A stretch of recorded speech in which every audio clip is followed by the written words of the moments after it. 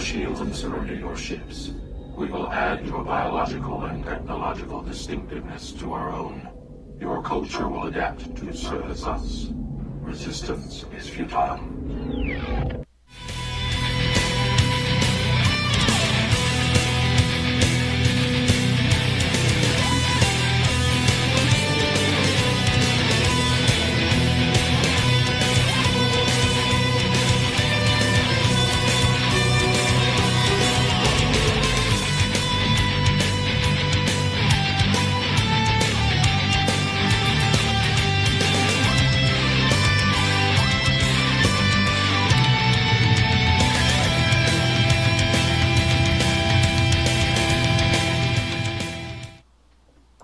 Okay.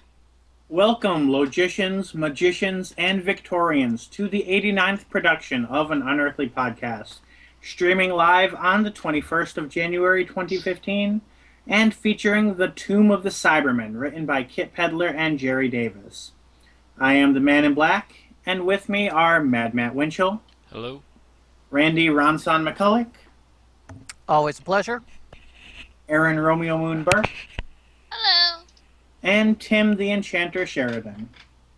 Hey!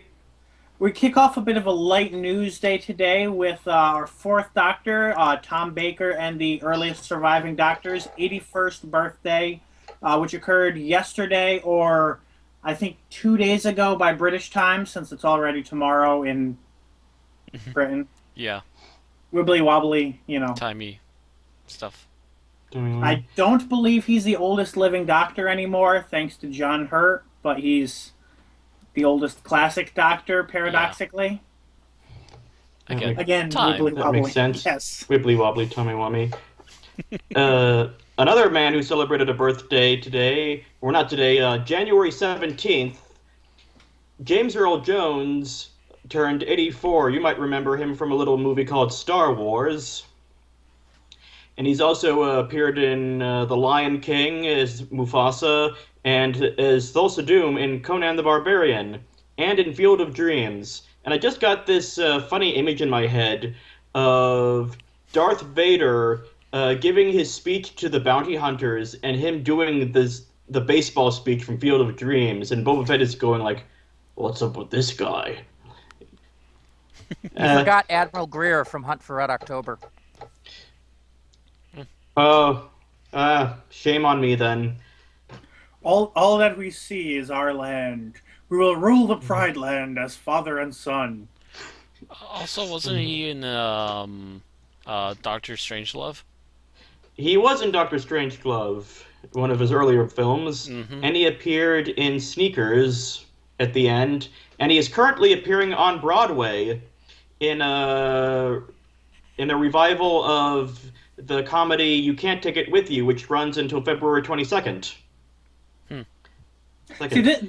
It's people like this why I can't fathom retiring. I look at people like Christopher Lee, Tom Baker, James Earl Jones, and I'm like, I don't think I'm going to live to be that much older than these guys. They're obviously not retired. These people will never retire from the online stuff, that's for sure. In other Star Wars news, Peter Mayhew, who played Chewbacca, was hospitalized with pneumonia, but reports say that he is expected to make a full recovery and will appear in the new Star Wars movie. Fans have already posted on Twitter and Reddit, offering their sympathies and condolences about his ill health to his Mr. Mayhew and his family, and I'm sure we all wish him a speedy recovery. Yeah, they're filming the Han movie allegedly this year, so it would definitely be nice to see the original Chewbacca there. Oh, yeah. Yeah. Speaking of hospitalizations, or something to the effect, Brian Blessed also collapsed on stage on Monday evening. It was the first showing of him as King Lear. If I understand reading the article, apparently he does have a strange tick of the heart every once in a while, and that's essentially what caused him to collapse early on in the showing. 20 minutes after taking him off stage, he literally walked back onto stage and said, "We're back on." and I he blame the continued Time the rest of the Lords. night just fine. Yeah, that's good because that's one death I really do not want to report on this podcast. Oh, Is definitely not, but Brian I'm Blessed. afraid it might happen one of these days. Yeah, if it does, the world will be a much quieter place. Speaking of deaths, we don't want to report on the podcast. This is kind of related to what we've been talking about today. With everything going on last year, I had this feeling of dread that I was sure Tom Baker was going to die sometime around December. And thankfully, No. we've reached another January and announced another birthday of his, so that Yeah. did not happen. Thankfully. Tom Baker can't die.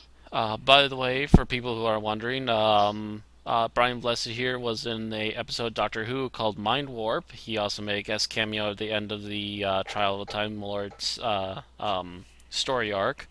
Yes, he was King Yakarnos, And he was the supposedly barbarian king. he was supposedly married to Perry. I might also add that that character felt a lot like his other previous role from Flash Gordon, where he was the King of the Hawkmen. I'm trying to think of his name, but I can't. So It's not coming to me. he just tends to be a king. He tends to be a very loud, bearded man, is what he tends to be. I can see him as Yes. King Henry VIII. Kind I of. could see him as yeah. Santa Claus. Oh, I would love to see him as Santa Claus. Oh my gosh. Has his beard gone white yet?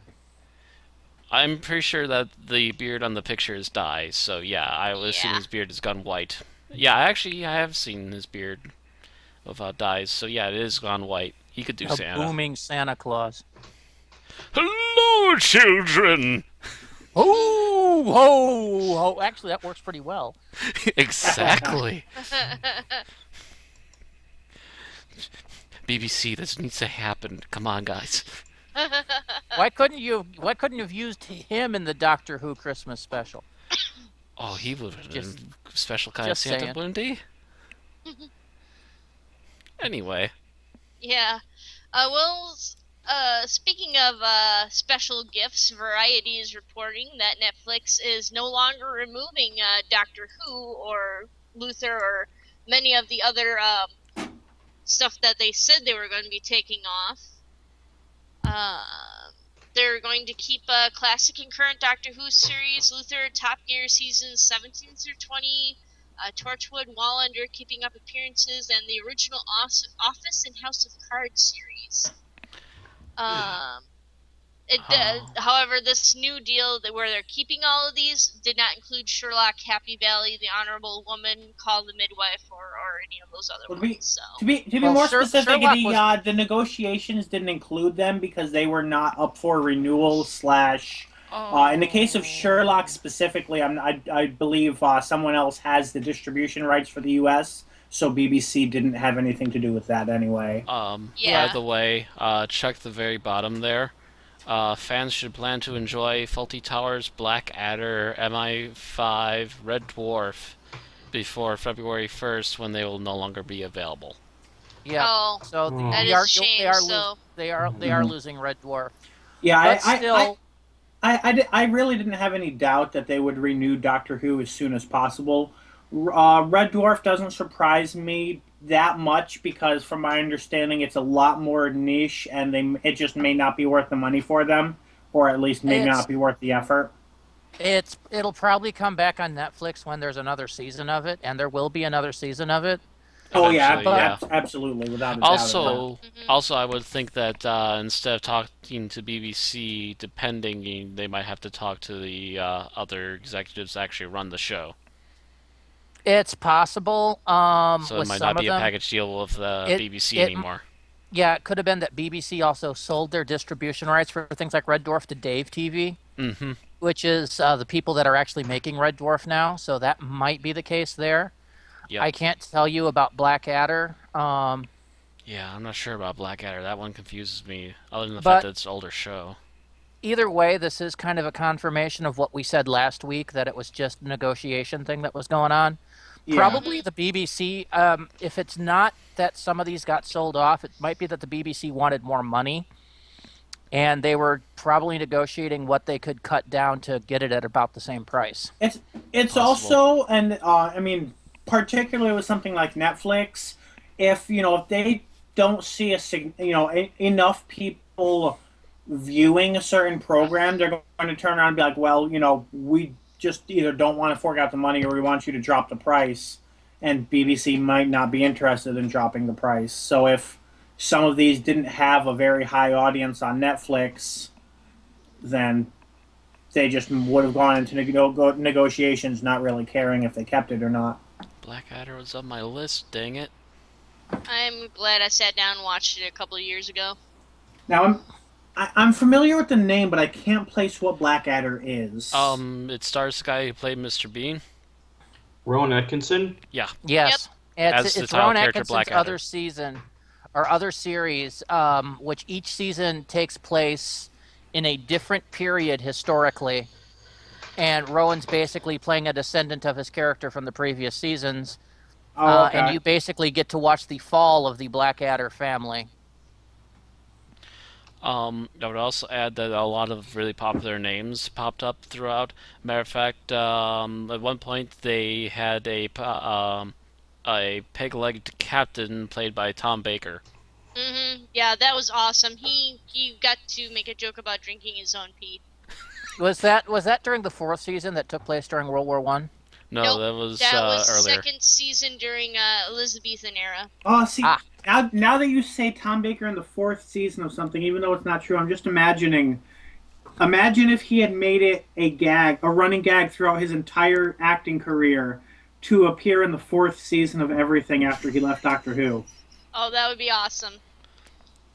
Yes, but the main I joke would do it. I would so do it if in his position. That sounds like something more like Shatner would do, but yeah. The main joke I should probably point out for Blackadder, the main joke is that the reason why he's called Blackadder, other than just being a family name, is that it's also that he's kind of a more treacherous side of the royal family and trying to constantly scheme his way onto the throne. And failing.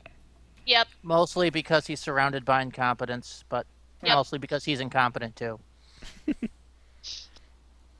This is Rowan Atkinson, after all. With a crazed, Think sunburned of it, Tom Baker. Think of it as kind of a British periodic Pinky and the Brain, only with humans. Pretty much. I just remembered my ringtone is Blackadder's theme song.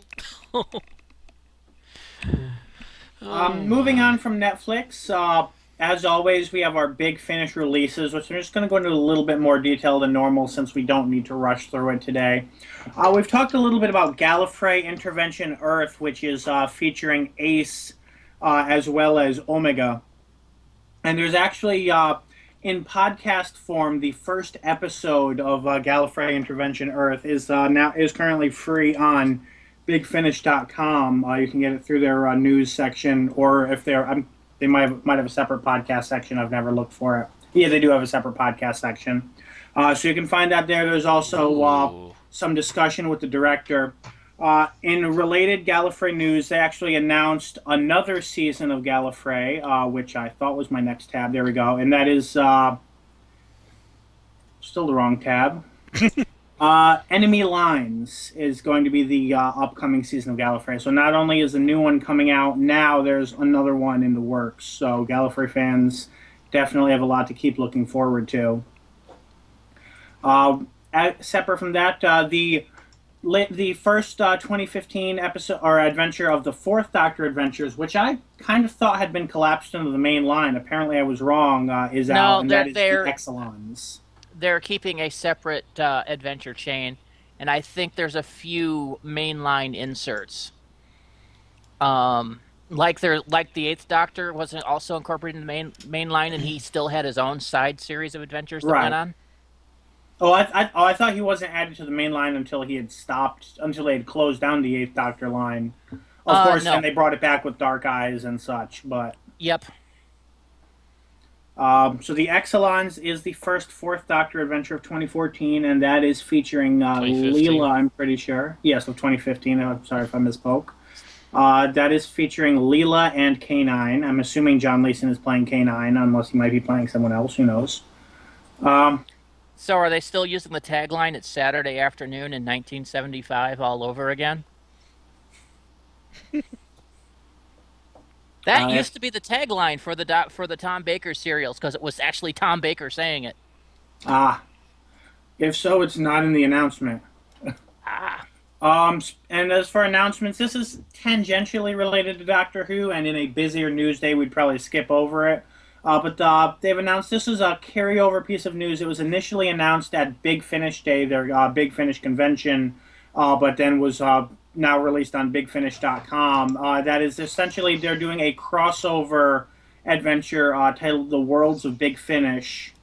Which is going to feature Sherlock Holmes, played by Nicholas Briggs, Iris Wildthyme, who has it was played by Katie Manning, who was also Joe Grant.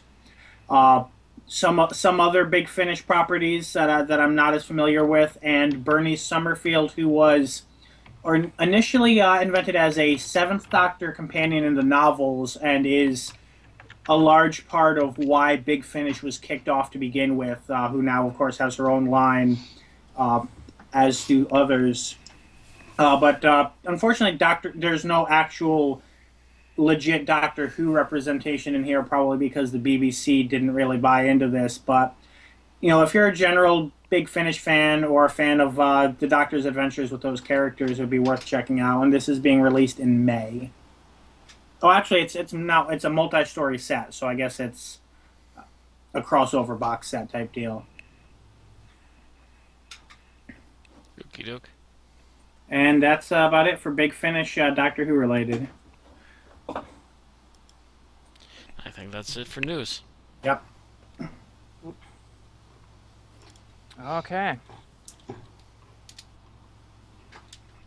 So is there anything on the side that anyone wants to talk about?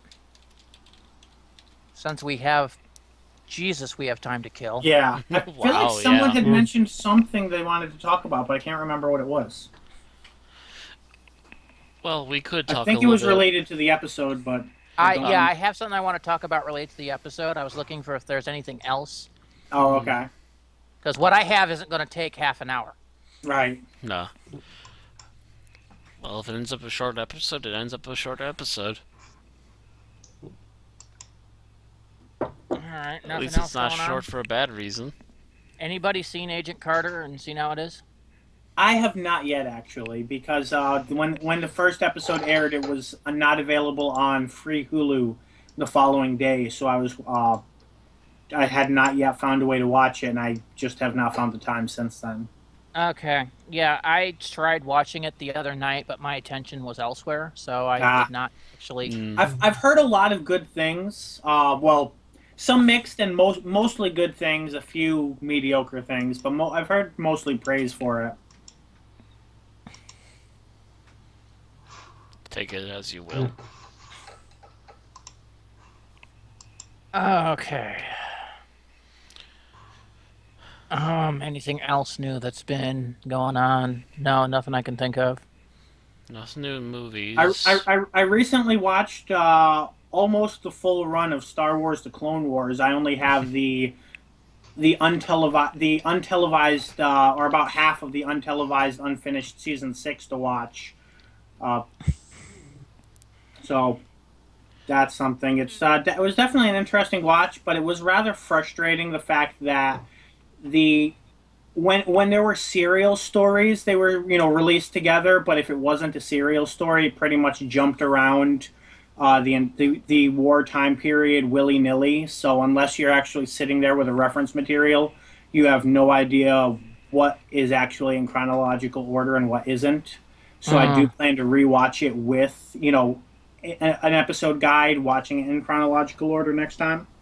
Okay, I never really realized that or felt that way, but then everything just kind of it felt like its own. It just felt like a usual TV show where it was episodic. Yeah, a lot of it is episodic, but then you get things like a mid-season 3 story, which is actually a prelude to the series premiere, an episode of season 1. And a few other things that are really out of place, like things from the end of the war shoved randomly into the middle. And which is this again?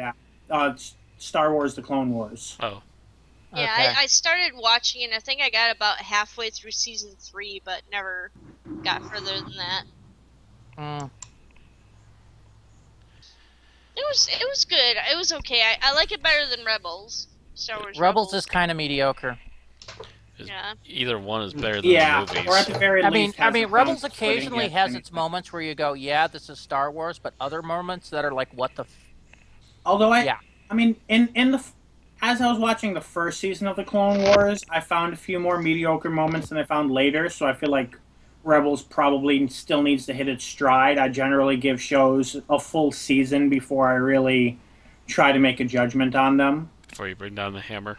I'm a critic Yeah. these days. I make judgments based on what I see. And Yes, but and at this sometimes they point, have to work to their point. I'm also trying to get a hang on whether this is what we're going to see from Disney Star Wars, and thus far, I'm kind of, eh.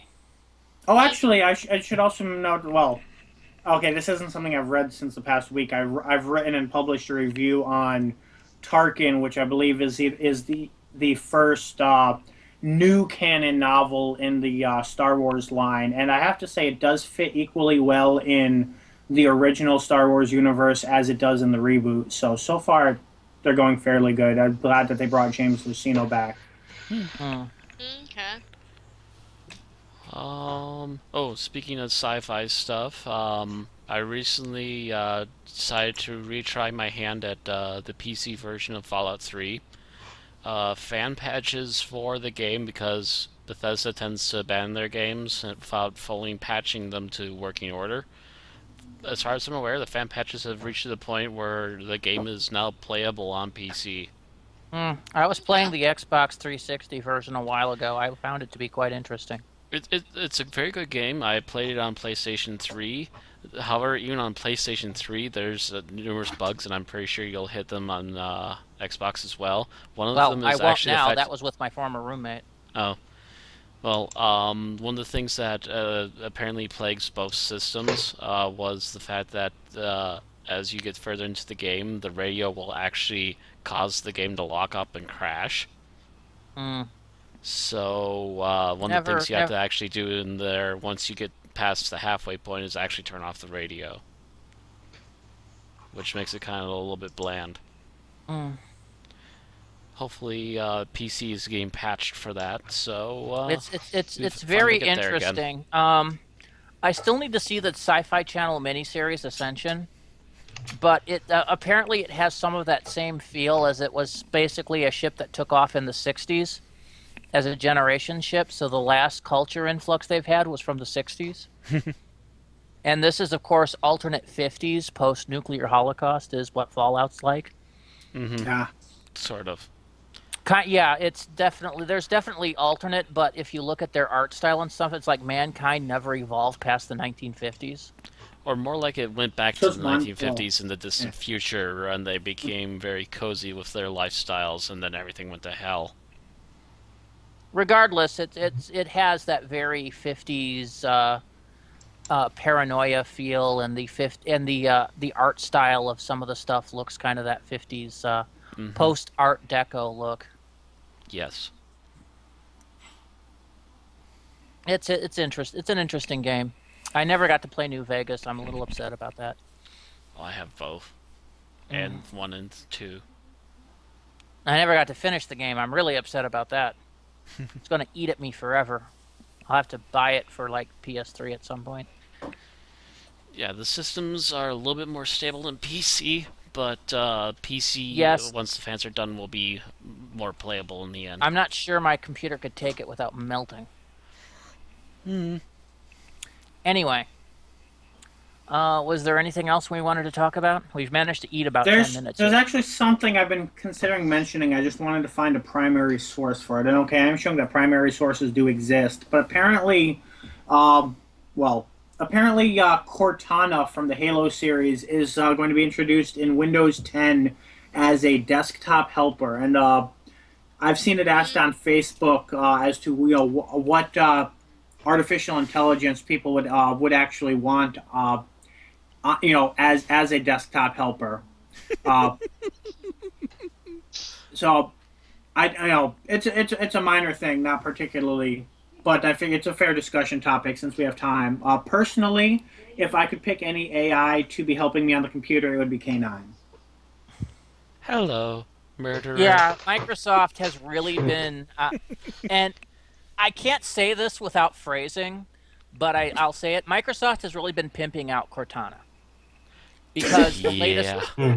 the latest Microsoft phones have the Cortana as their equivalent of the iPhone's vocal assistant. I can't remember what the iPhone's assistant Siri, name I was. think. Siri, yeah. So Cortana is their Siri. I've seen I the wasn't ads. aware that Windows Phone had managed to survive this long. I thought it had died an unnoble death and been forgotten. Nope. Yeah. Nope. No, You're talking either that or about they've gotten back Microsoft, into bitch. either that or they've gotten back into the market because Windows 8 was meant to be mobile.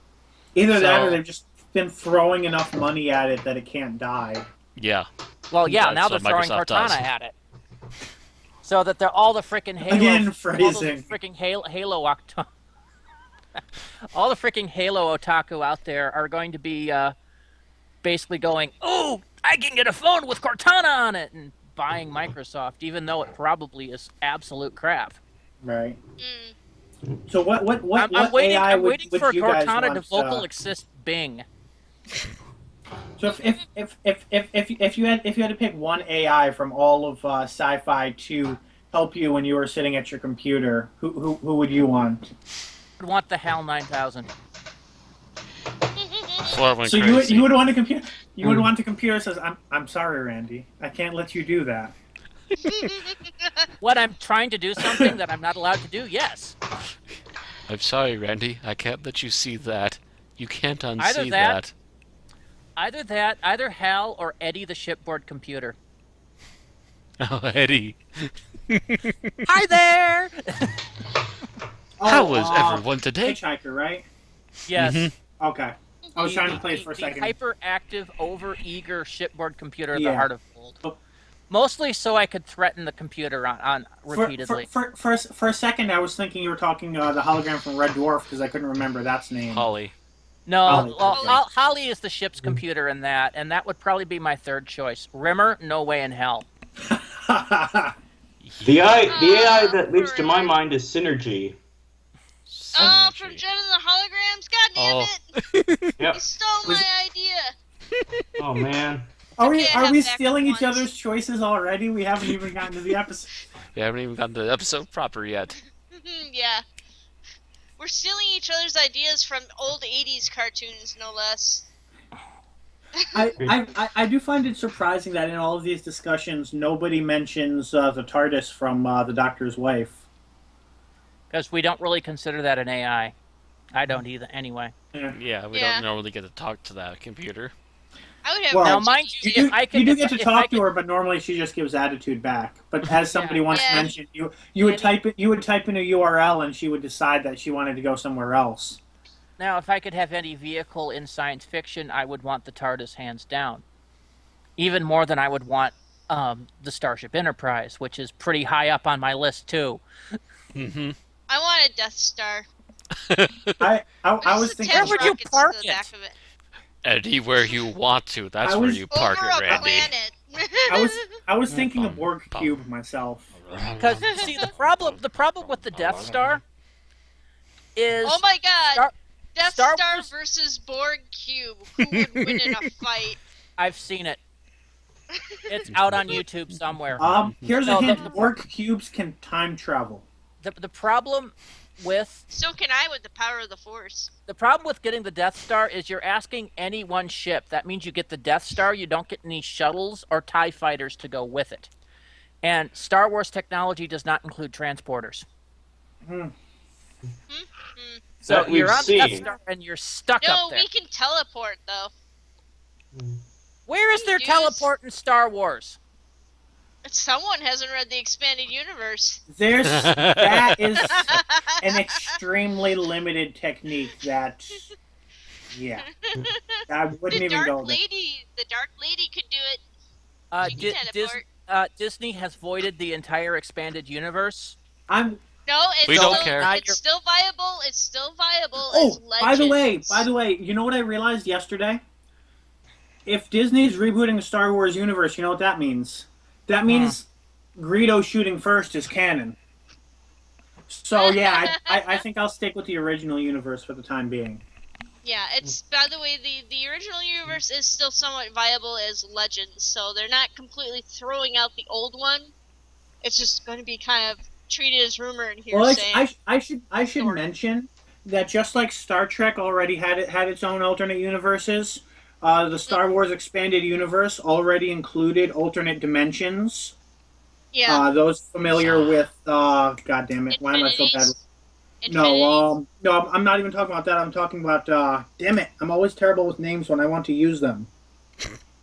But in the Crystal Star, there's there's a being from another dimension who spends the entire novel trying to get back to his home dimension. So there's definitely a precedent for a multiple universe theory within Star Wars. Yeah. All right. Suck it, nerds. We got infinite power, nerd. Infinite power. The only nerd there is. All right. So we've managed to burn 15 minutes. I don't think we've That's- burned enough. Let's talk more about Star Wars. No.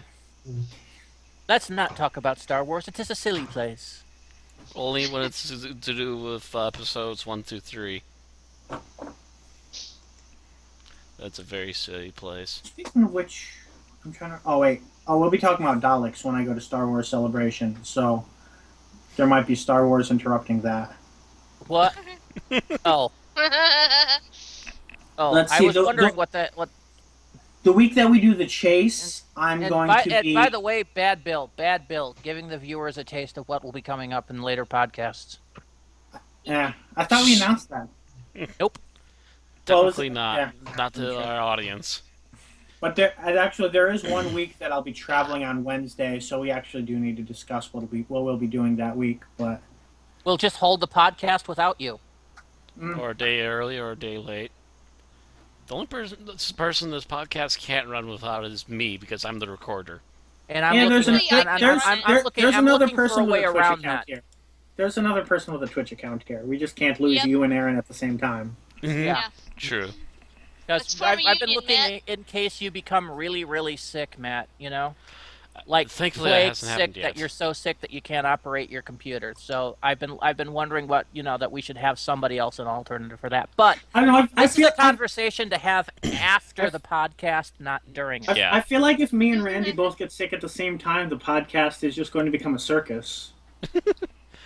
Oh, Yes, it isn't yes, already?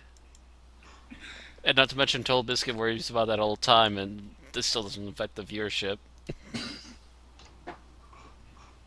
We Yeah, have the thing is, viewership. people watch him. I was gonna say. Now we're making fun of ourselves. And we make ourselves sad. Sad. I make myself sad all the time. I got So- $3 from Patreon. Really? Yeah, I got 2 people who have donated at least $1 or 2 to my Patreon now. That's why I shared that image on the chat earlier today. Ah. Okay.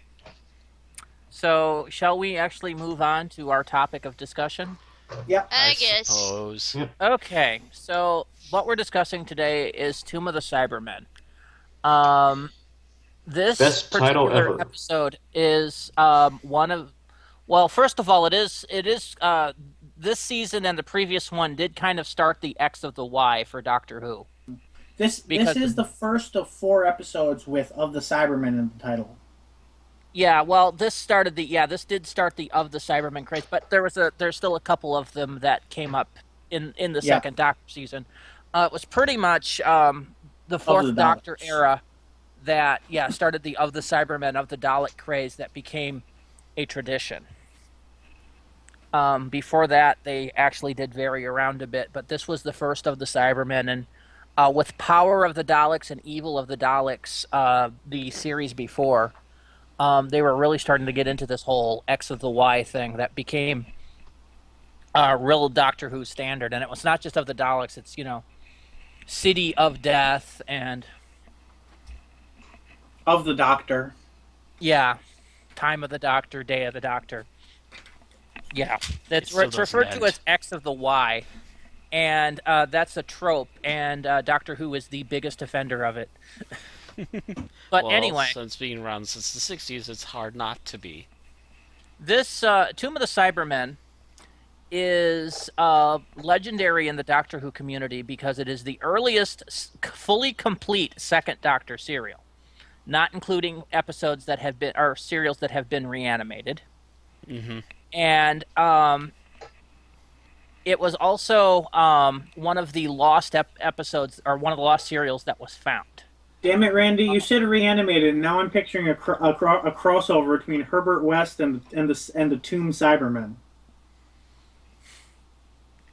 Okay. Not sure how that would work.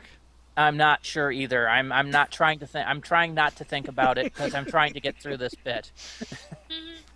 Anyway, prior to 1991, the earliest Patrick Troughton serial still alive was, I believe, oh God, I can't remember the episode now. It was,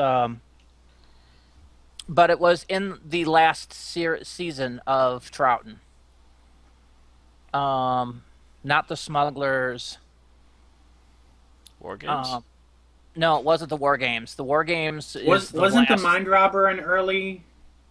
It might have been the Mind Robber, but that was yeah. at the end of the season, so that probably would have been the earliest survivor. I can't remember if that one was found though or not, because I know that one wasn't aired when they started showing it in the 80s, because it went straight from the War Machines, which was the last surviving William Hartnell serial, to God, why cannot I not remember the name of this episode?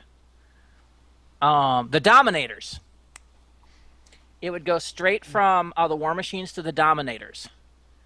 I'm thinking what happened was the Mind Robber was found in the 80s and just didn't make it to the Lionheart transitions until afterwards. Anyway, this serial was thought lost in its entirety until 1991,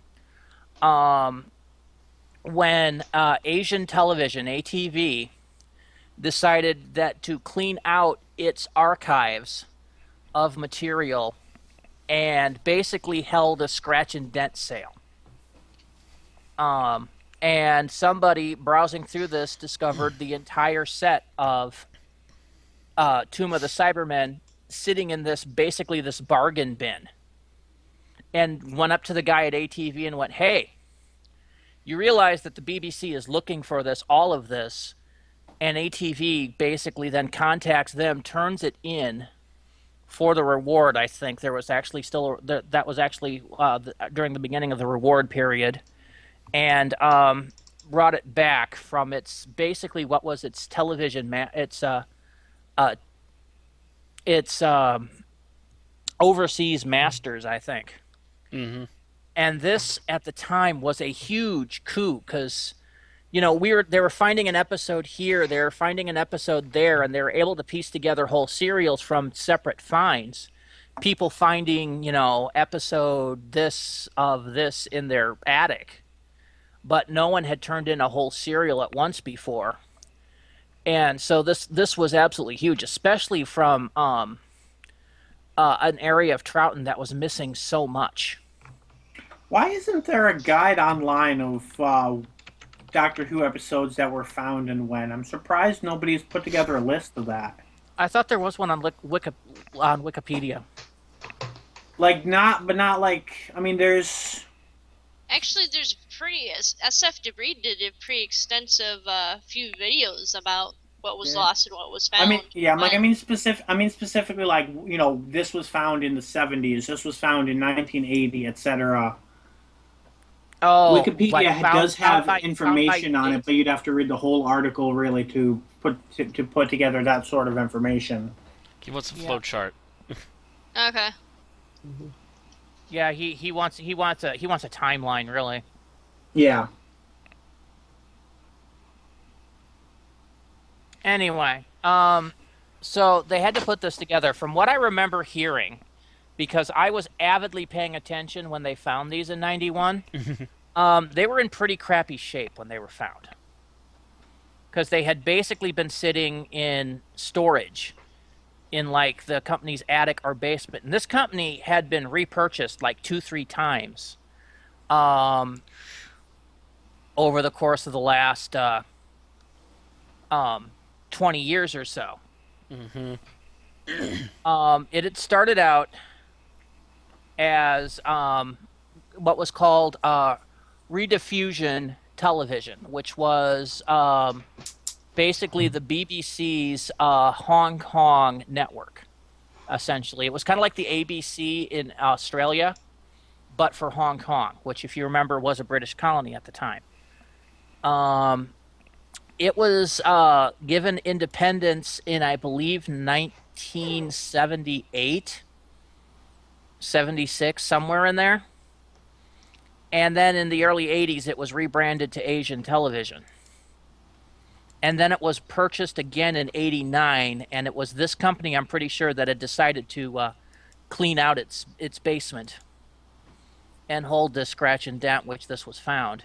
And following this find, I'm pretty sure they went through their entire library with a fine-tooth comb looking for more of these missing episodes, and they found absolutely nothing. They had only had these 4 episodes of Tomb of the Cybermen. Which is a really weird random find.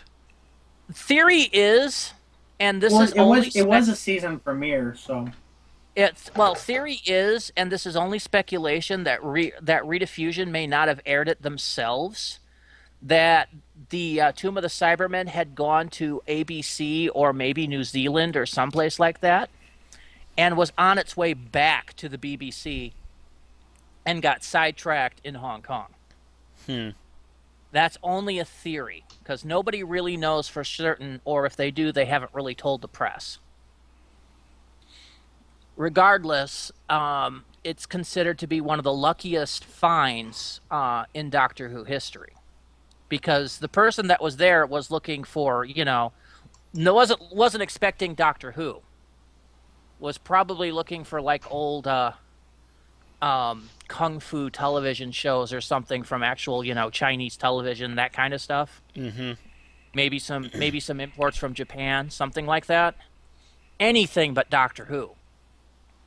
I actually consider this more important than the find in 2013 because they were there looking for Doctor Who. They assumed it was there. They went for it, and they found it, whereas this one was completely random. And that kind of makes it kind of even more important in my mind. And for a lot of people, Tomb became really their first exposure to the second Doctor that wasn't worn down and tired as he was by his 3rd season. Yeah. That and also is probably one of the earliest Cybermen episodes that they actually had a full story of, too. Well, yeah. That it to this day it's the early, well, not counting animated stories. To this day, it's the earliest Cyberman story we have the full story of, and the next one after we have the full invasion now. I'm thinking. No. Invasion, no, that's animated No. for a couple Invasion is episodes. still animated. So it's the really, only Cyberman from the only Cyberman story from the '60s we have the whole thing of. It's the Yes. only pre-Tom Baker Cyberman story that's intact. Yeah, because they're unknown from the Yep. The first Perfect. one that most people were familiar with the Cybermen was Revenge of the Cybermen, and that is not the greatest episode, which is why most people were familiar with was the 80s Cybermen. The ones that premiered in Earthshock and went on through the end of the period with only minor upgrades. Mm-hmm. Don't get me wrong; those are some good models, but then they became more chrome at the end. They got a new color costume every time they appeared. Well, they had to spray paint those suits just about every time because they'd pull them out of archives and they'd be all cracked. And Yeah. Mm-hmm. anyway, I mean, we went from only the gray ones to gray ones and black ones to silver ones. so really, Tomb of the Cybermen became pretty much the basis for what the early Cybermen were. 10th Planet was still missing its 4th part. The Invasion was half missing. Wheel in Space is still missing, and Moonbase, Yeah, of it's course, still is. 2/3 missing. Hmm. Moonbase is half missing. So it's kind of was kind of hard to get a grip on the early Cybermen unless you liked listening to the audio. So, and it came through at a time where Doctor Who was kind of at a low. It had been 2 years since the show had been canceled. It would be 2 years before the 30th anniversary. And there was a lot of people out there that were sick of Doctor Who at the time. Then all of a sudden, a little thing like this comes along, and people just go, "Oh." I had initially thought this wasn't released on video. It was in England. I don't think it was released on until the DVD release here in America. But it was the most purchased video in the UK. The first time Doctor Who had ever become the most purchased thing until the new series, and before that. It's the only time Classic Who ever topped the charts in anything was when it was when Tomb of the Cybermen was the top-selling video. So, without further ado, I will go into the synopsis, unless anyone has anything else to say. Now that you say that, I'm wondering if Patrick Troughton was alive when this episode was found. He was. I think, yeah, I was gonna say, I think he was alive I for at least think a couple they were more going years. to. I think they were going to have an airing at the convention that he died at. Because I knew he didn't survive to the 30th anniversary, obviously. Because I think Troughton died in '93. 93, And yeah, it would have been 93, almost the 30th. and Pertwee died in '95. Just Because a couple that years after. 95 or '96. I think it was '96 because I believe the Doctor Who movie was aired a month, one way or another, from his death. Are you saying the Doctor Who movie killed Patrick Troughton? No, not Patrick. John Pertwee. No, But a month's difference. I also could be wrong about that, but I thought it was somewhere in there. Yes, 20 May 1996. So it was basically the same month that the Doctor Who movie came out. Pertwee died. The Doctor Who movie killed John Pertwee. No, apparently America kills doctors. Mm-hmm. That and asbestos. Because Patrick Troughton died at a convention here in the United States, and Pertwee was on vacation when he died, and I believe he was like in Florida or somewhere like that. No wonder I've never seen Tom Baker at a convention I was at. Tom Baker's Stay away, been Tom. plenty of conventions over here, dude. He was in New York. So New York, he oh. literally it was 6 days after the Doctor Who movie, and then Pertwee died a week later. It was like, wow. Talk about your letdowns. Anyway, so I'm pretty sure it was not the Doctor Who movie that killed him. Oh no, he could have died of a broken heart. No, he would have died a week earlier. Well, maybe he couldn't catch it opening weekend, Randy. Some people aren't privileged. He was in New York.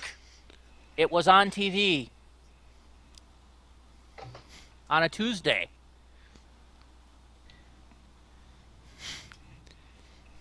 Then Maybe again, he was on a might have secret been mission watching for UNIT Roseanne. and couldn't watch TV. He might have been watching Roseanne. Oh, You know, like with the rest of the United States. True. Roseanne. Anyway. Okay. At least it's not Dancing with the Stars. Or is it the X Factor, whichever one's opposite Doctor Who. I don't know. I was thinking of Britain's Got Talent. Barrowman!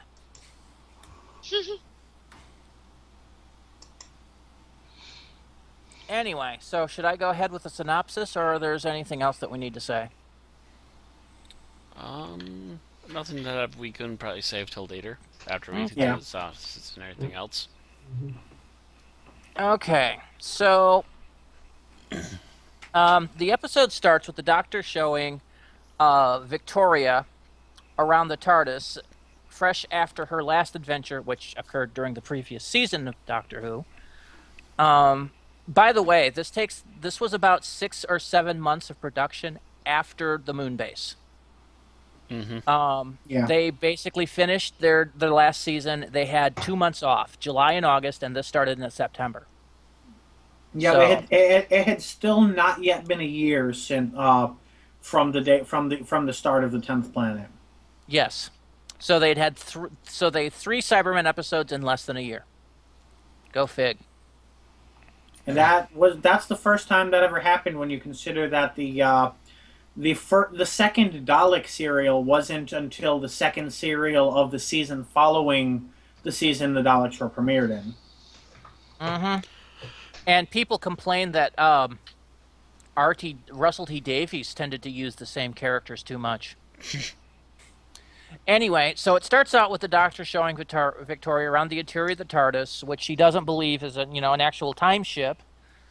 And so the Doctor proves it by taking them from a trip from where they were, which was Skaro, to someplace else, which turns out to be the planet Telos, where there's an archaeological expedition using explosives to basically blast open a mountain to find their thing. Really good archaeology, people.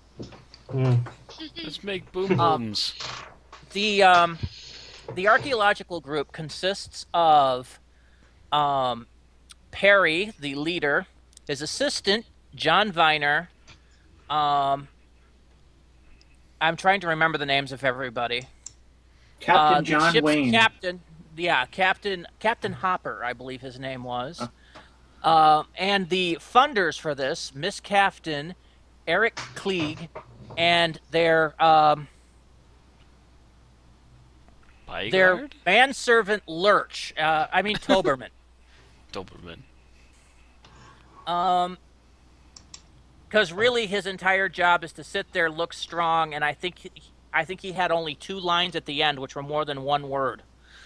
Yeah, Well, pretty he much. had a few little lines here and there too, but they were relatively short. Yes. Another man approaches the blasted revealed metal doors and promptly gets electrocuted and drops dead as the TARDIS lands. So Vidner accuses the Doctor and companions who have come out of sabotaging the whole thing and basically, fingers point everything, and the Doctor calms them down, but tenses up again when Perry announces that they're there to look for the tomb of the Cybermen. Of course, the Cybermen being a red-letter buzzword for the Doctor, he, of course, immediately has to stay and help.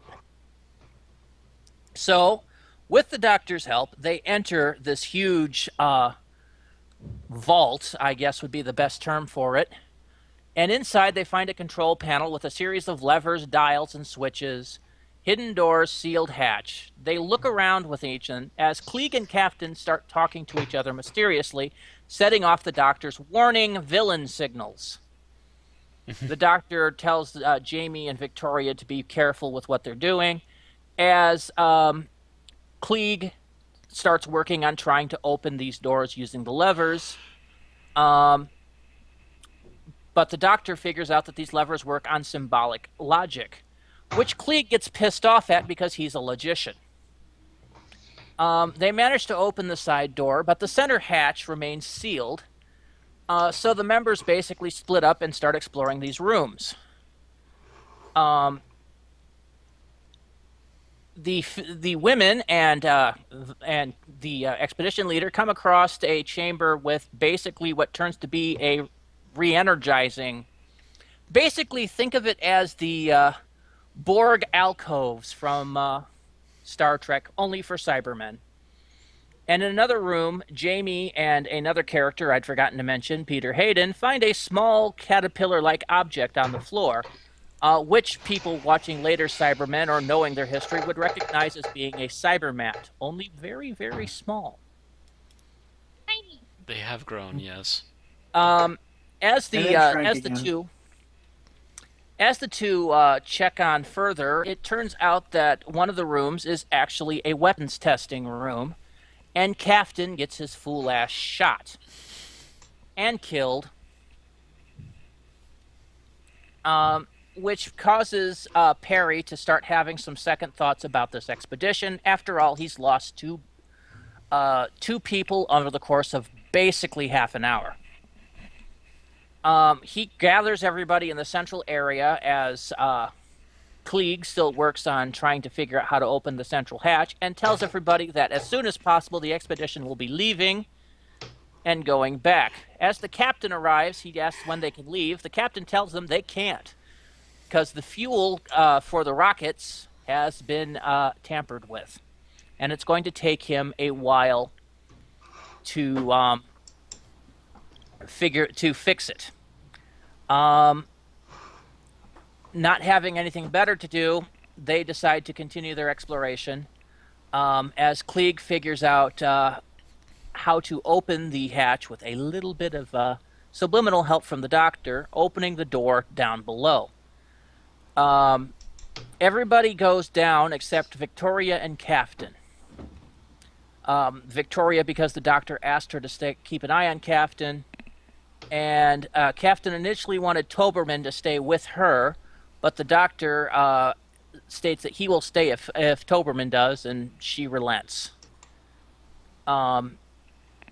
Captain then offers Victoria a meal and some drink, and drugs Victoria's drink, putting her to sleep. Meanwhile, down below, they discover it's A, very cold, and B, after a bit of going, they find basically what looks to be frozen tombs and another control panel, which they think might operate the hatch above. Captain, in the meanwhile, has closed the above hatch, trapping them down there. Klieg says he can open it, but in reality, what Klieg is doing is thawing out the Cybermen. And after a bit of argument, one of the other guys tries to refreeze them. Klieg turns around and shoots him in the back with a gun, basically saying, yes, I'm the bad guy. I am going to use the Cybermen to take over the Earth. In almost typical villain-style megalomania, mind you. Mm-hmm. But, of course, his plans are put on hold as the Cybermen do awake and let out the cyber leader who basically says, you will become like us. You know, your typical Cyberman banter. The Cybermen recognize the Doctor from their previous expedition on the moon base, and seem to also realize that he's the same one that was in the 10th planet. I think they mentioned that on the moon base, too. Well, on the moon base, they did tell him you are known to us. Mm-hmm. Which was interesting, with a different face. But yes, Yeah. they do actually accuse him of destroying their homeworld in this. So that was kind of an interesting eyebrow raiser there. They inform everybody that they're going to be converted into Cybermen, with Klieg first, and he was going to be the leader of the new Cybermen, but didn't like the process of being a Cyberman. Up on top, the pilot crew has returned, and are trying to open the hatch, but Captain pulls out a gun and orders them to stop. Victoria screams, and Captain is disarmed, letting them open up the tomb, and Hopper goes down to try to help out the others. As the Cybermen are planning on starting their conversions, Hopper jumps out, uses smoke grenades to distract the Cybermen, while everyone manages to escape, except for two people. Toberman and Klieg are both still left down there. Toberman is brought to the cyber controller, who says they will use his power. Klieg manages to sneak up to the hatch and knocks on the door, and they reluctantly open it up and let him out. Another mistake. Mm-hmm. Klieg and Kaftan are moved into the testing range to try to keep them out of mischief, which is mistake 2. Oh yeah. Let's put the villains into a room with weapons testing. Captain Hopper goes back to fix the ship. Inside the tomb, the Cybermen pull out larger Cybermats. These actually need 2 hands to be held, and have them start infesting the control room, going up a series of basically a ventilation shaft. Inside the testing room, Krieg predictably pulls the weapon out of the hands of the gun tester, and a captain tells him that he would be able to control the Cybermen with this gun, as well as, of course, our heroes. And this kind of drives Klieg into a little more of his megalomaniac feat, saying he can't wait to use the gun on the Doctor and his friends.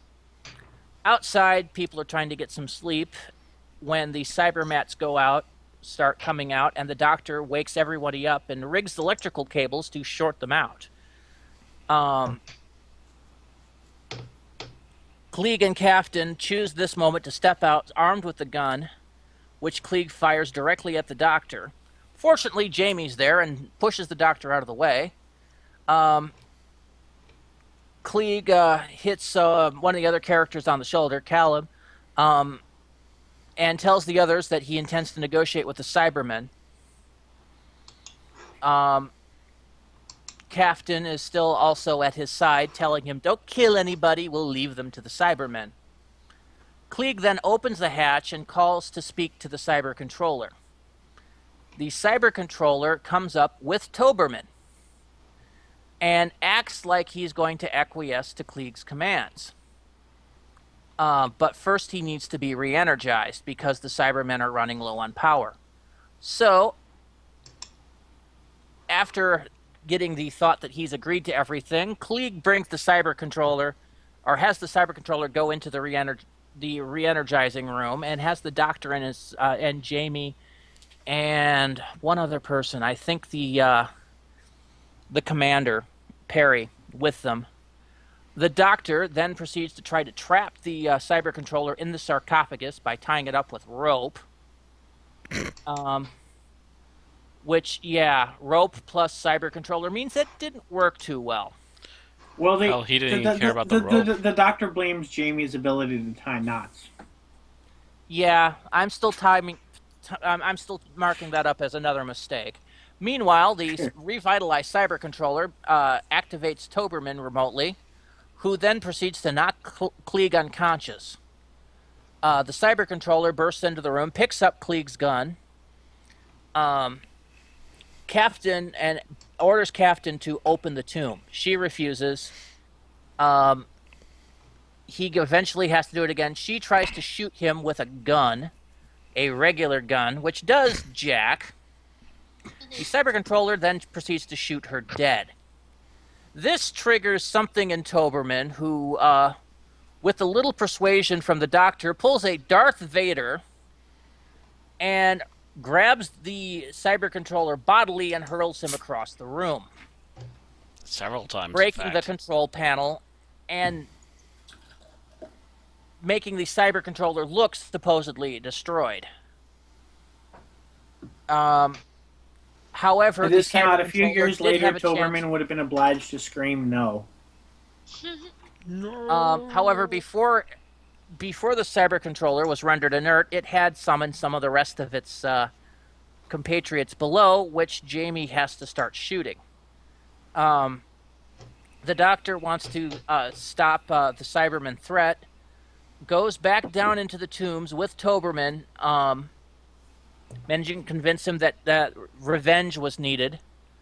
As the others tend to the other people, Klieg manages to steal the cyber gun again and sneaks down into the cyber tombs while the others tend to the injured. Seriously, they just left the gun on the table, people. Come on. Mm-hmm. In the tomb, Toberman starts to destroy the equipment, but the Doctor wants to freeze the Cybermen instead. However, Klieg appears with his gun, forces the Doctor away from the controls, and basically starts thawing out the Cybermen. The Doctor pleads with them, saying that he's going to wake them up, but that's his plan. At this point, Klieg is absolutely insane. He starts going on about how he's going to rule the world, how everyone was going to think like him. And the Doctor originally starts acting like it, but basically to prove to the others how absolutely mind-boggling insane he is. However, he's basically stopped in mid-rant as a revived Cyberman comes up and throttles him to death. Yep. Toberman fights and kills this Cyberman. And as he's about to reactivate the rest of them, the Doctor stops and freezes all of the Cybermen, hopefully, this time, finally. The Doctor and Jamie come up with Toberman. The Doctor starts re-booby-trapping the entire central area, both the controls, the hatchway, and the doors. But as he's just finishing this up, the cyber controller reactivates and lurches forward, trying to stop them. The Doctor and Jamie on the outside of the doors try to close the doors, realize that they will be electrocuted if they do, go and try to get planks of wood, which wouldn't conduct the electricity, to try to shut the cyber controller in from the inside. However, that doesn't work, so Toberman makes one last sacrifice, pushes himself against the door, electrifying himself after getting 2 or 3 finally good lines. Essentially telling off the cyber controller. Yep. Finally, character development. And then the very depressed Perry leaves with Hopper, and everybody goes on their ways. I believe But ending on as both everybody's the... leaving, one lone Cybermet just moves around the ground outside the doors to the city. As the camera then also pans over to Doberman and then the doors. Dun dun dun. The End of summary. All right. So we all know our format by now. Doberman What is you only like? pawn in Game of Life.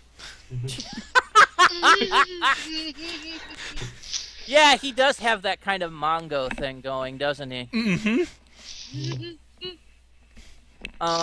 Yeah, that's kind of what he felt like, was the fact that he really kind of felt like he was there to look like, I'm me and my muscles. I'm Captain Hammer. He was even there to outstage Jamie, for crying out loud. Yeah, seriously. Anyway, so you know the bit now. What generally did you like about the episode? And we're starting with Matt today. Starting with me again today. I do it in the order that you appear on my screen, and you're number 1.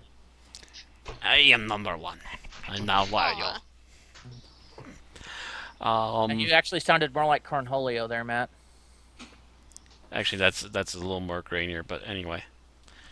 All the good things to pick. This isn't in general. Remember, this is not specific scenes. I have to say, one of the things I liked is I think, even though for the most part the suits were similar to the last one, I think they streamlined them a little bit more again. I think they just added a new headpiece for the boss. I know they repainted the tubing on the outside of the joints and stuff. Ah. They did They that. painted it darker, yeah. They added the new head for the main leader, who, by the way, would also replace the role of, like 10 or 20 years later. Yeah, we'll talk about that when we get to that episode. But also, I think actually the actual suits themselves, I don't think they're that much different. I think they weren't that much different. I think you are right. They got a new paint job. I think they did paint around the circle around the eyes a little fresher. And I think they did that. I think also though I want to say there's something with the body. They seem to be a little more mobile this time than they were last time. Maybe they did replace the undersuit with something a little more flexible. That, or maybe they also made smaller versions of the chest piece. I'm not entirely sure. Might be a possibility. I think they kept most of the rest of it though. I think the helmets are more, other than of course the paint job we just mentioned, is more or less the same. Which is a good headpiece. All right. Anything else, Matt? That was just my first general thought upon seeing these Cybermen. I quite like the same but obviously updated look of them. All right. Bill? I would say what I like about this episode is the feel of they. It does not a perfect, but a fairly good job of invoking the feeling of European archaeologists in the Imperial Age exploring Egyptian tombs and that sort of that sort of mentality and archaeology going on. They could have gone a little bit farther with it, but I do like at least what was done with that idea in the first two episodes. Okay. Mhm. Tim? I liked the thing I liked most about were the sets, where it really sparked my imagination, because like they looked sort of like fake enough that you could like this is a Doctor Who like goofy things, but they didn't look so terrible that it didn't like break your concentration. Like There it were didn't definitely some interesting things going on with the sets there. I'll agree there. Um, just suspend your disbelief. Speaking of which, I actually noticed while going through the images, and I'll link you guys really quick. I'm looking at it right now on the stream. Um, Yeah. Looking at the background of this particular set, I just noticed. I think that the background might have been tinfoil by the look of It it. It was probably was. probably one. It was probably that insulating foil-looking tarp that is used to sort of to keep. It's usually used for like to keep heat in because of the reflective surface. That's probably something Maybe similar to what something like that that is. too, possible too. Yeah. But it But it, it, it it's looks cheap, so but at the same time, it was effective for what it was because What you what what, normally what are you wouldn't be saying, Matt? paying They attention to trapped the that second part. Doctor in a ball of tinfoil? In the but future, everything is chrome.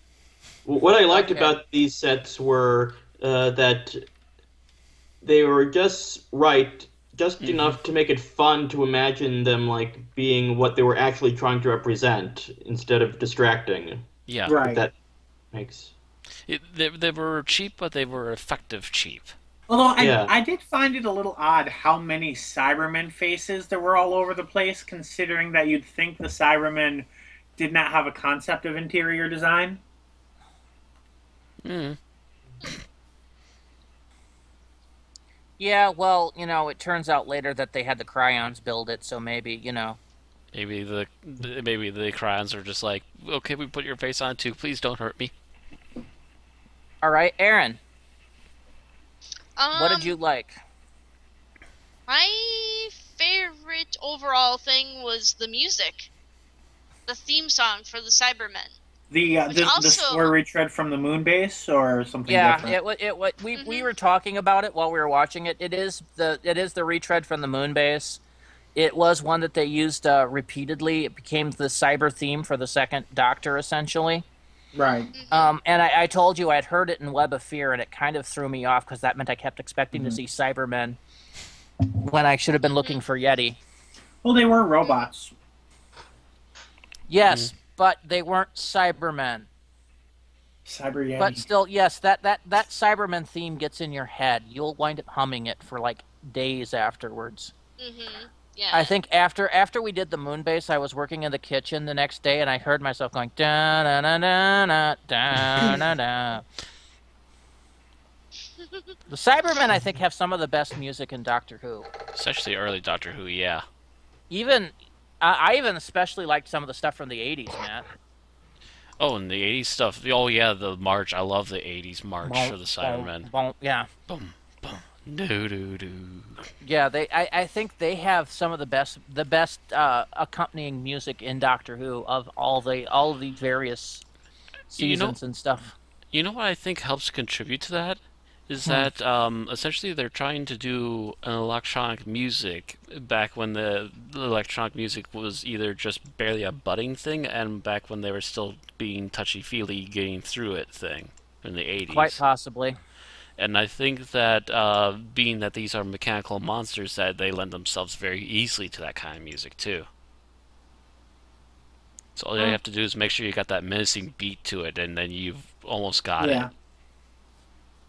Okay. So what I liked, I guess, was the atmosphere.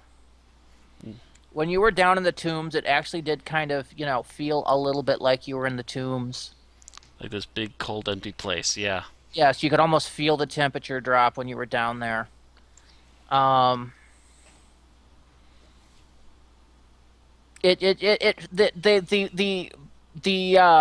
the filming and the set pieces together made it feel like what you were supposed to be expecting it to be.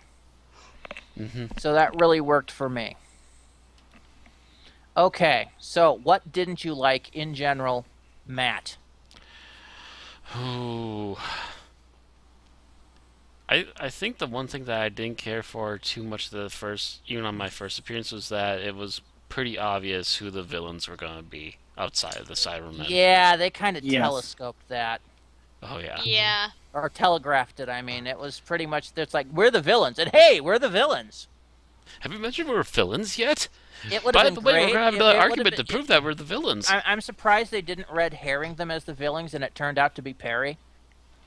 Yeah, that would have been a little more interesting. Yeah, what if? It'd be a hell of a twist.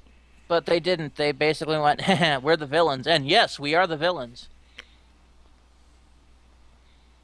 And you realize, of course, that your villains...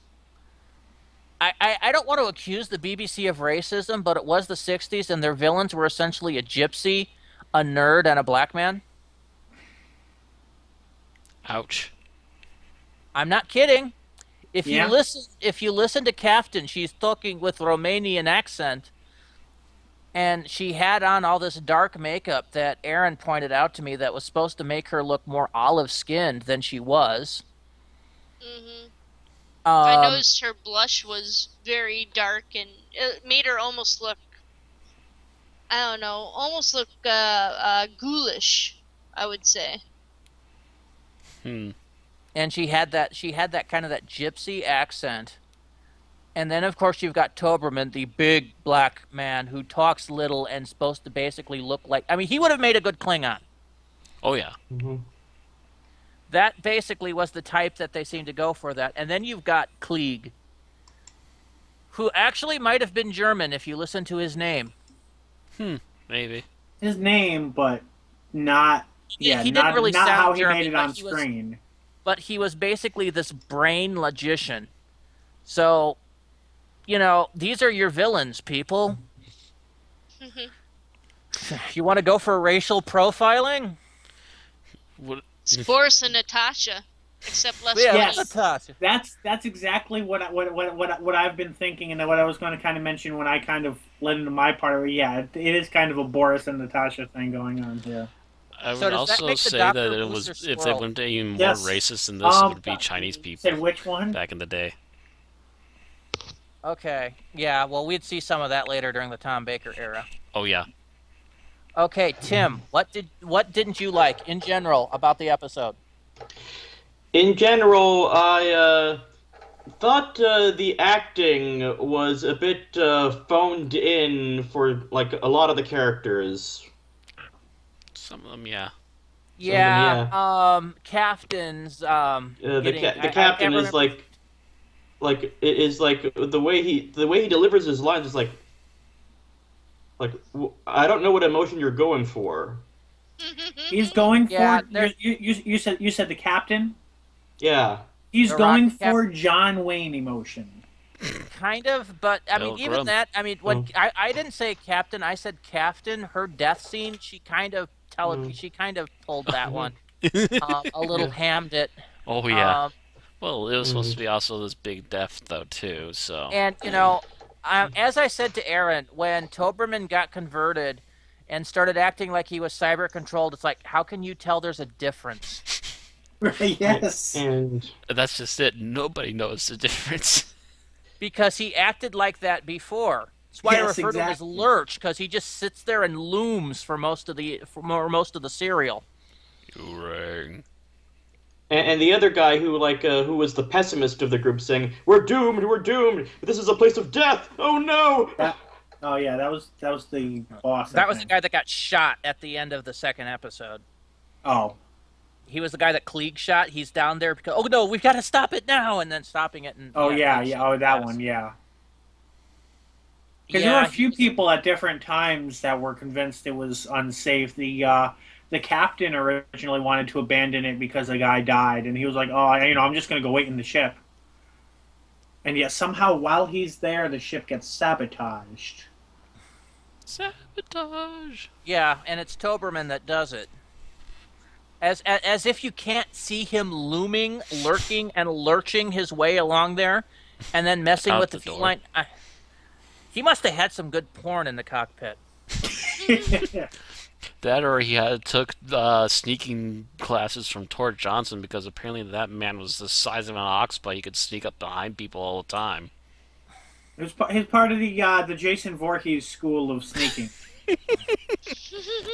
Okay, so Bill, what didn't you like about this? Mine is kind of a lead off of Matt's, and that's you can miss it once or twice watching it, but once you see it, you can't unsee it, and that is that the bad guys are the ambiguously ethnic duo and their black man who is all but a slave. Yeah, Yeah, I actually Whereas mentioned that to all of the Randy. good guys are the white guys. Yeah, I mentioned that to Randy. I'm like, is there any reason why he is played by a black dude and not, Because the black dude they it found can't was be for really ethnic- freaking because that's the huge. It can't be for stereotype: the big, ethnic strong, diversity. quiet black man. yeah. Yeah. That's kind of what I said too. It's a gypsy, a nerd, and a black man. But even like you say, the nerd. But I mean, they I'm not sure if they specifically chose a dark skinned actor for him, or if you mentioned that they might have darkened up the actress. I don't know if they did that with him, but he is noted as being another non-white character generally, and it does get really awkward when you see that the two people who are also obvious villains are also the ones without the white skin tone. Yeah, Yeah, I I think kind that of might have been noticed- some. Yeah. I think that might have been some '60s racism going in there. Yeah. I And noticed it's that in the interesting moon base, because too. the moon base did it less, but Yeah. but yeah, I'll admit that the one major black guy you see in there was the cook. It was Chef. Yeah. Hey, Chef. Definitely. But yeah, it's still there. But you see, at least with the moon base, you could tell it was a multinational team because you could see Yeah. everybody with the different country logos on there. I think Yeah. one of the Albeit guys was mostly French. white. Yeah, one was French, one was Australian, one was English, one was American. They tried to at least get it multinational, if not multiracial, something that Star Trek would do right out the gate. Mm-hmm. And they in this one it's yeah, you're not a white Caucasian from America, England, or a British colony. You're the bad guy. Kind of sucked. Yeah. All right, Aaron, what didn't you like about the episode? It was. I didn't actually hate it, but I noticed it, and I was kind of. I didn't quite enjoy it as much. Let me see here. Make sure that this is what I want to talk about. Um.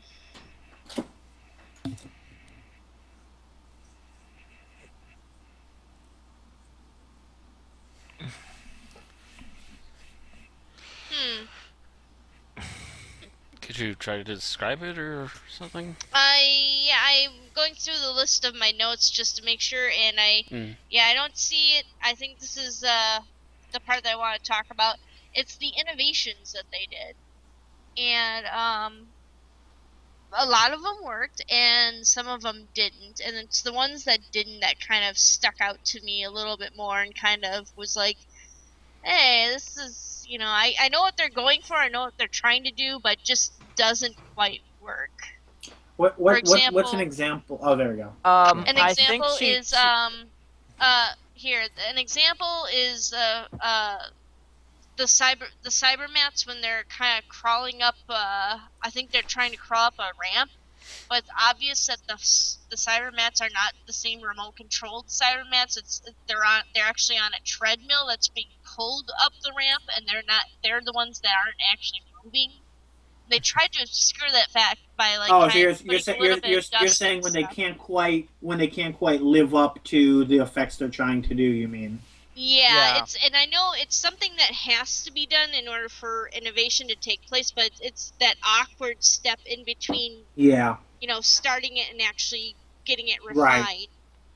So And of there course, was moments like that. this is before significant video editing, when they could really, take a scene like that, fudge it a little bit, and make it look like they're moving. Here, you see all of the inglorious details. Yeah, exactly. Better There camera were angle probably would have hid that. Mhm. So it's actually kind of also the fault of the cameraman. Yeah, they did So so much adding new technology to the Cybermen in that. The cyber guns, the cyber mats were all new. Mm-hmm. Hmm. And did you notice that the cyber guns actually shot something? mhm.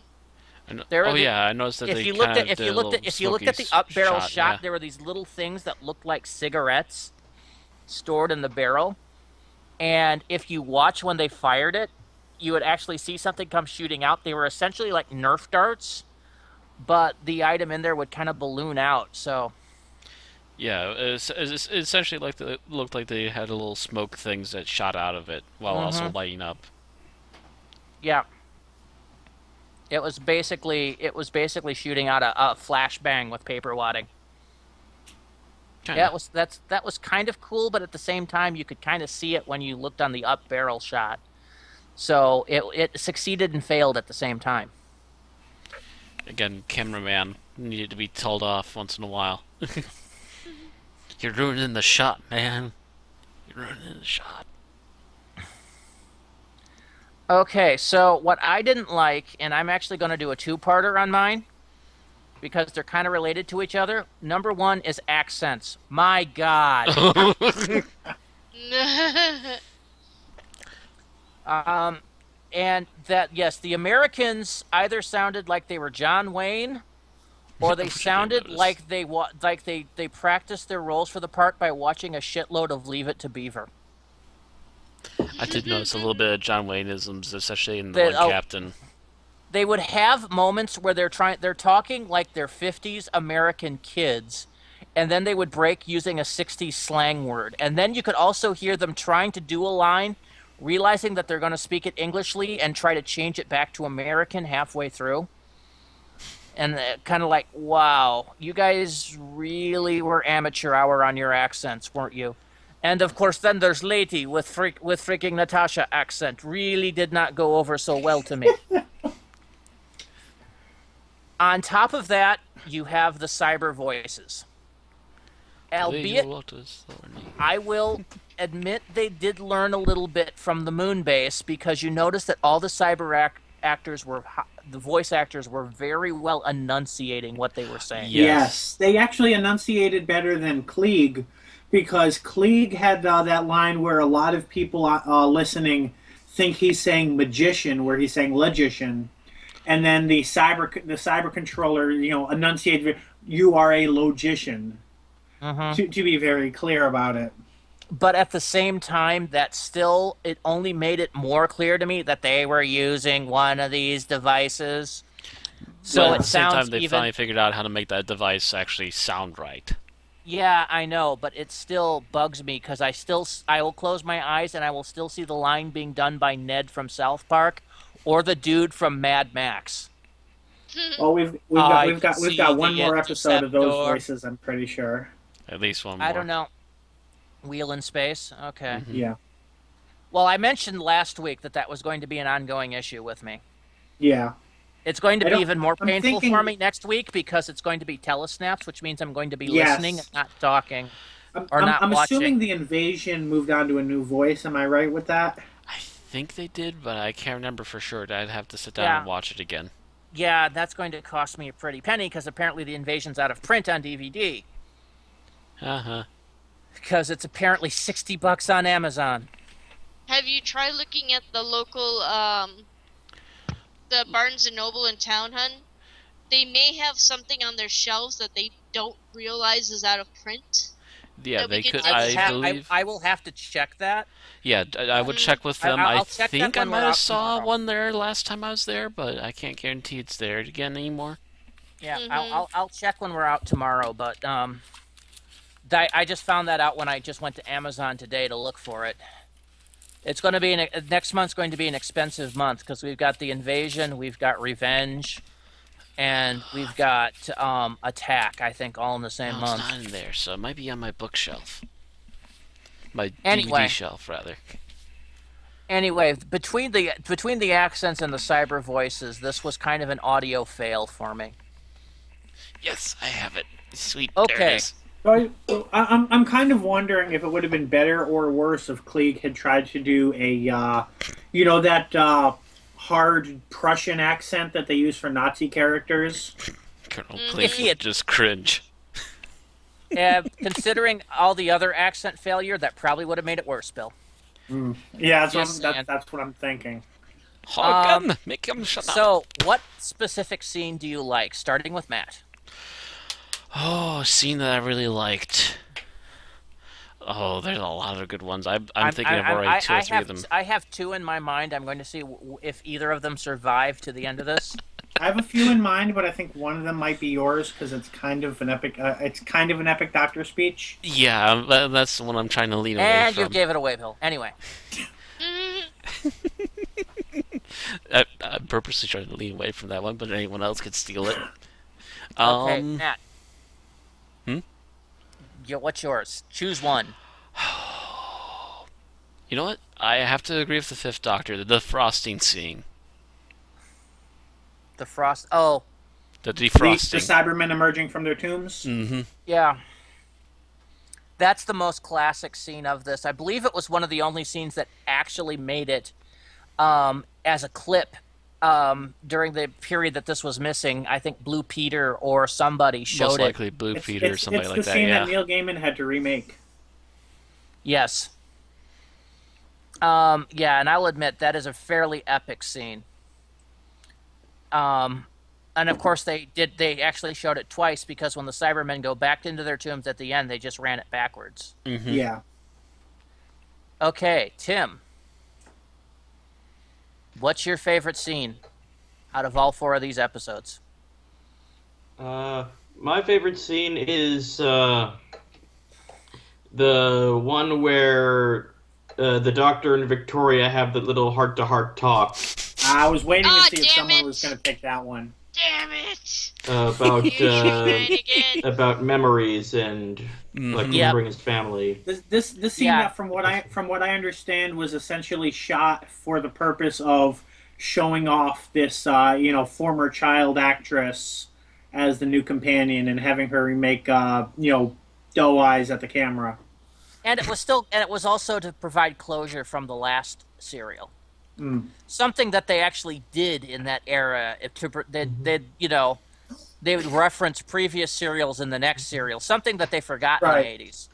Mm. We bitch a lot about how you see Adric die in Earthshock, and then the next episode, the next serial, it's like he never existed.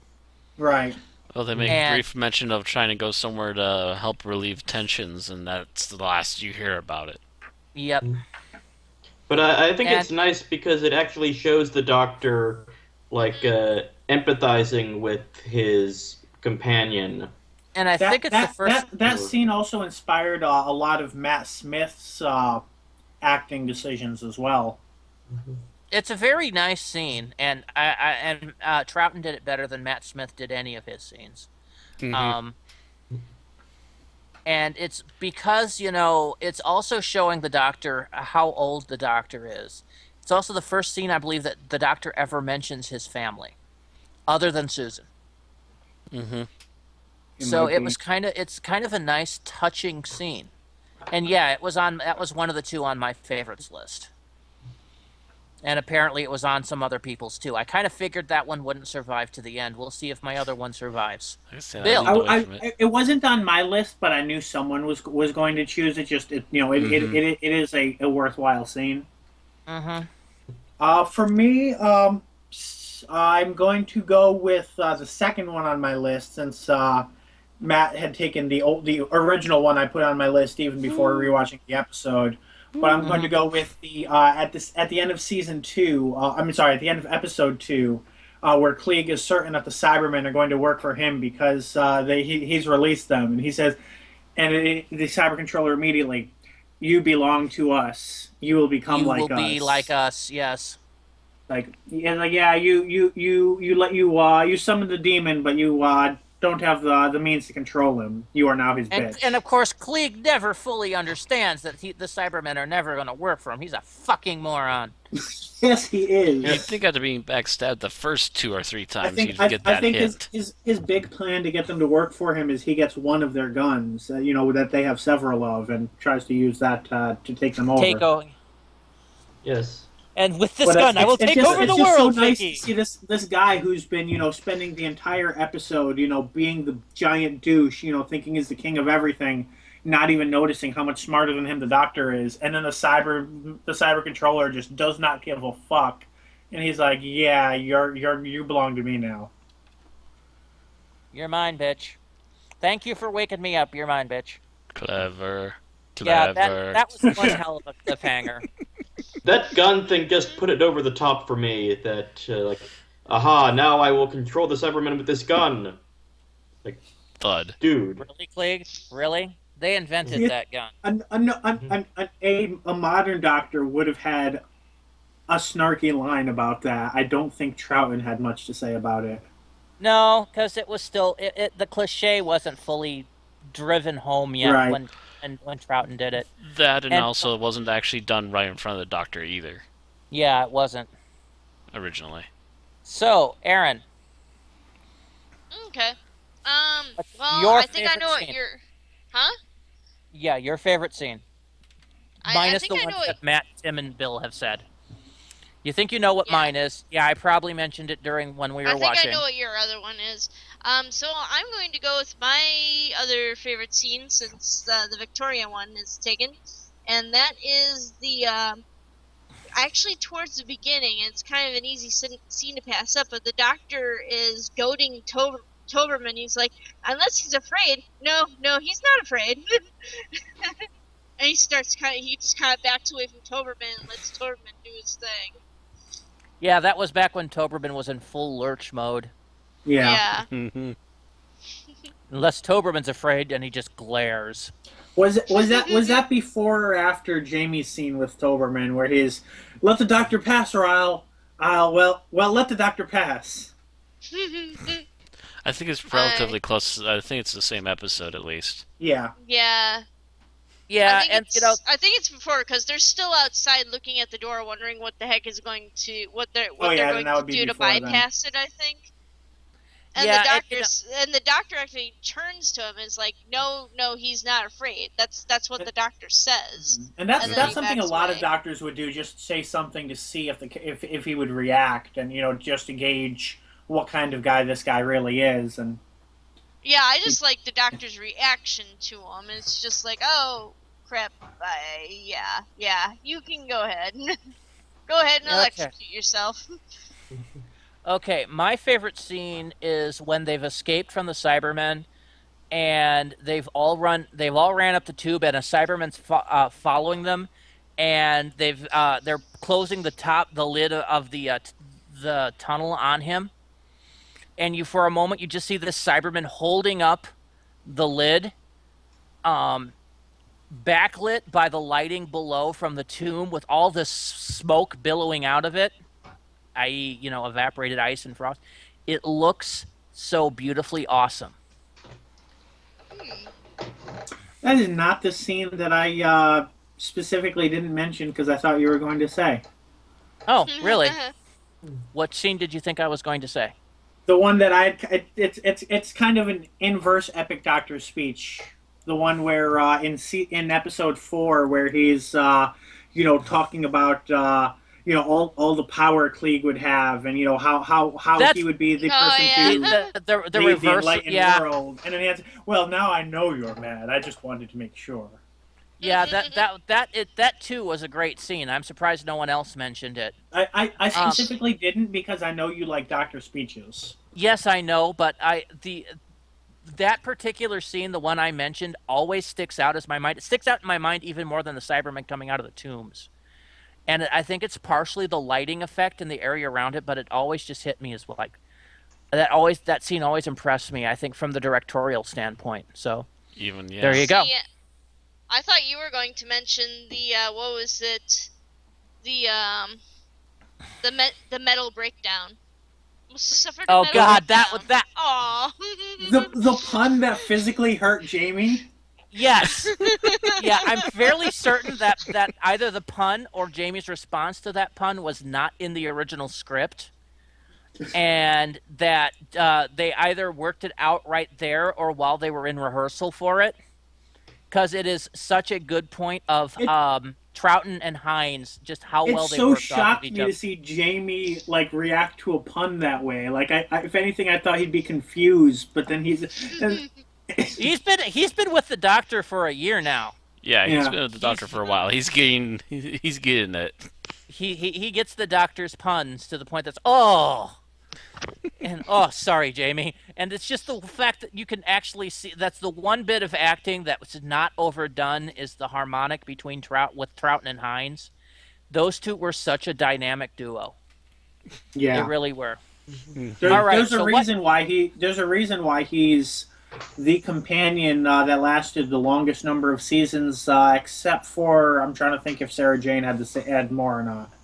technically, I think we might be I think getting Sarah up there Jane now had with did Clara. Sarah Jane have 2.5 or 3.5? 1, 2.5 at least. Anyway, So that's still less than Jamie, and Clara would need. might be Okay. 3.5. Either way, we need to keep going here. Yeah. So, what scene didn't you like, Matt? Oh, didn't I like?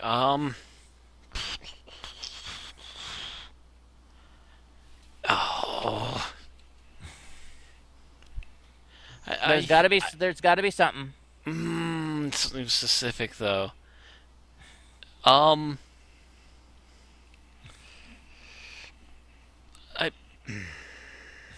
I I have to say the scene where they decide that they're gonna put the bad guys into a room with a gun. Yeah, the one I mentioned in the Earlier, yeah, just the complete and total leap of logic in that scene. Are Yep. you kidding me, people? Kind of moment. Yeah, that was one of the epic fail moments. Tim, what scene did you not like? The scene that I did not like was actually connected to a scene that I did like, which is like the thawing out. I liked the thawing out, but everyone's reaction to the thawing out was like, "Wow, this is the greatest moment in archaeological history." Oh, and yes, the killer robots are escaping, and who cares? But I think it was mainly just Klieg that. yeah, and it Klieg. seems, if I may tange, just for 1 second, By all means. everyone in this series has like the slowest reaction time ever. It's like the ice is melting the Cybermen in like after like 50 seconds. The archaeologist goes to Krieg and says, "Hey, what are you doing?" Like, Yeah. he's like, "Stop that!" You know. All right, Bill, what's your least favorite scene? Every scene where the Doctor is helping Klieg free the Cybermen. There are so many scenes in there where it's like, Doctor, if you weren't helping him, he would probably never figure out how to do this on his own. But he just keeps solving his problems for him. It's just like, no. Each one of them there's just like, no, you need to not do that. Yeah, I think though at the same time the Doctor needed to know for sure if there were any Cybermen left. Yeah, He kind of. he wanted to, but at the same time, still, if like, and I get the whole the Doctor's plan was that when someone got in, he wanted to be there. But judging by this team, you can't guarantee they would have gotten in if he wasn't there. Like this specific team definitely wouldn't have, but I don't know if another team 50 years later would have been any better because he's the one who solved all their problems. And I think he wanted it to make sure that he was the one who was there to fix the problem when it happened, but I can't guarantee that the problem would have happened if he hadn't shown up. Yeah, at the same time, I think, like I said, he's showing a morbid curiosity. He has to visually know himself whether there are any Cybermen left alive, because he knows if they're a threat, and he has to deal with them. So I think that's why he's subtly helping Klieg. Sorry, I keep wanting to call him Krieger, and I think that's because I watch too much Archer. Yeah. All right, Aaron, so what's your least favorite scene? The scene where Victoria puts the Cybermat in her bag, because, leave it alone means put the dangerous unknown, or at least unknown creature in your bag and tote it around as if it were a pet. It was Maddie! Kind of cute, though. It was cute.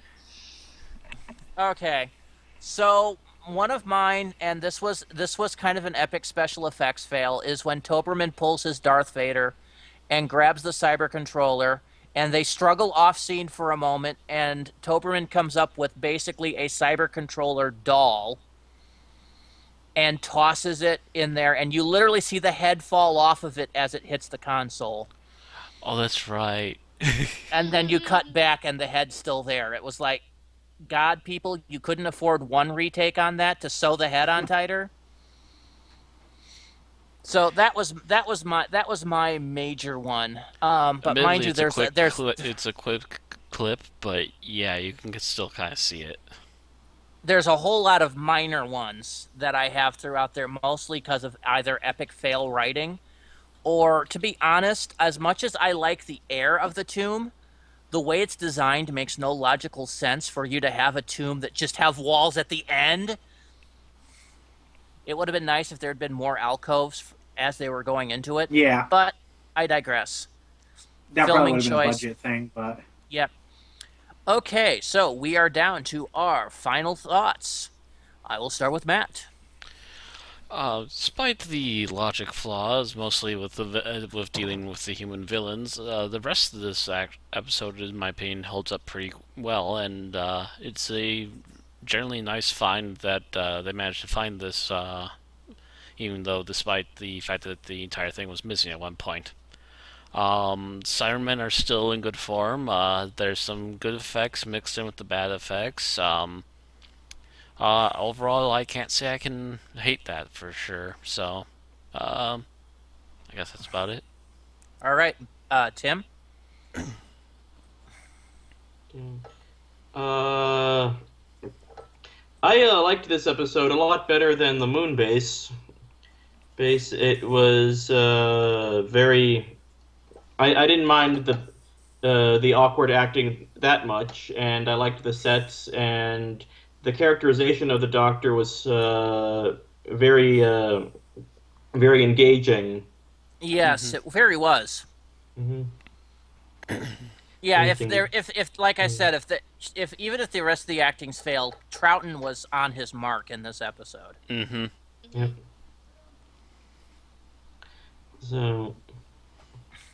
So this was a very enjoyable episode. All right, Bill. I'm going to say this episode, like the moon base, this episode has a mixture of of interesting strengths and interesting weaknesses. I do have to applaud it at this point as being a trilogy, essentially written, co-written in the case of this episode, but still a trilogy pretty much written by one person in a pretty short amount of time, doing a whole lot of things and spanning a total of four companions and 2 doctors in a very short amount of time.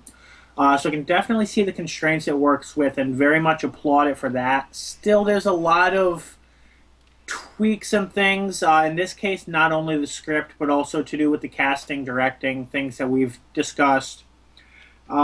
Ultimately, I'm not sure I could say it holds up as well as the moon base, or obviously, of course, the 10th planet being the start of the trilogy.